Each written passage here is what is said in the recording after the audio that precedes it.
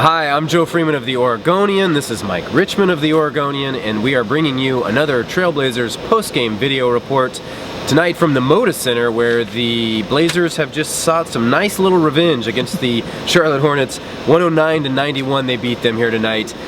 It was obviously the return of Nicolas Batum, and in many ways we can finally turn the page on last year's team and the teams of the past. We've now had Rolo come through, we've had Marcus Aldridge come through, we've had Wesley Matthews come through, and now finally Nicolas Batum is the last of the final vaunted starting five of the old regime to come through, and it was a horrible performance for him.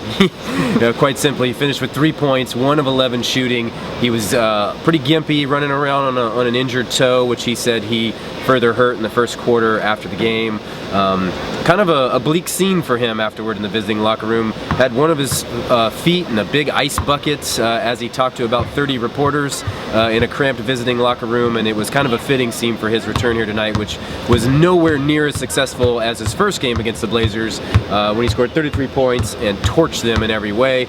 And really, this two-game performance by Nicolas Batum against his former team is a microcosm of everything he did with the Blazers in 7 years.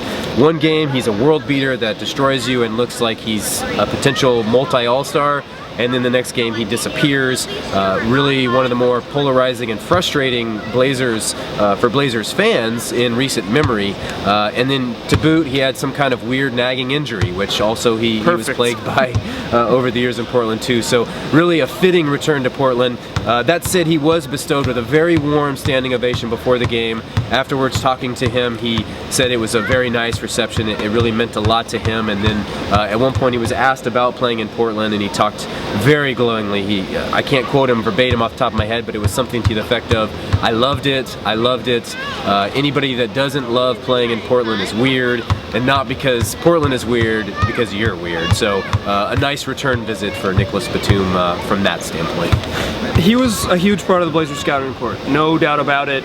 The first meeting in Charlotte was one of the low points of the Blazers season early on. They were down 30, I think, in the first half. They gave up 71 points, and that loomed large on the Blazers. Absolutely, that was a huge part of what they were thinking about going in the game. Al-Farouq Aminu, who guarded Batum most of the night and kind of took him out of his rhythm. Terry Stotts praised his sort of defensive effort for setting the tone. Aminu said that he wanted to take Nick out of his rhythm and take Nick out of the game, but he also, the whole Blazer team wanted to play better defense. They remembered getting lit up in Charlotte and just embarrassed, quite frankly, by the Hornets. 71 points in the first half, not really competitive until a brief glimmer of hope that really went away. So the Blazers wanted to sort of turn the tide, and they really did in this one. Took care of it, 18-point win, and it was mostly a blowout in the fourth quarter. The other big takeaway from this game is the Blazers, their 5th straight game with 20-plus assists. They had 24 assists on 45 made field goals. Damian Lillard had 5 assists, C.J. McCollum had 5 assists, Mason Plumlee, what's becoming a trend, had 5 assists, Myers Leonard came off the bench and had 4 assists. They share the ball, they move the ball, and that helps guys like Alan Crabb have 20 points. Al-Farouq Aminu had 15. Noah Vonleh had 6 all-assisted dunks. It's what he does. And the Blazers have, 50 games in the season, 45 games in the season, wherever we are, they trust each other to sort of make that next pass and make a play. And so it's less C.J. McCollum and Damian Lillard ball hogging and more sort of getting it up and giving to the guy who should take the right shot.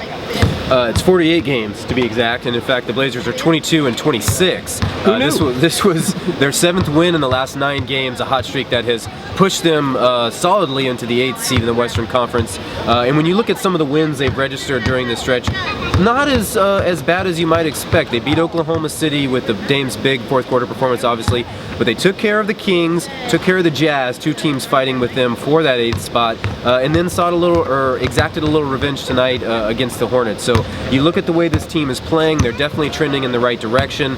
They're pretty healthy, and as Mike said, they're starting to click both offensively and defensively. Next up, we have who do we have coming here on Minnesota. Sunday? Minnesota, the exact type of team that will beat the Blazers. Yeah. But danger coming. Until then, we'll talk to you next time.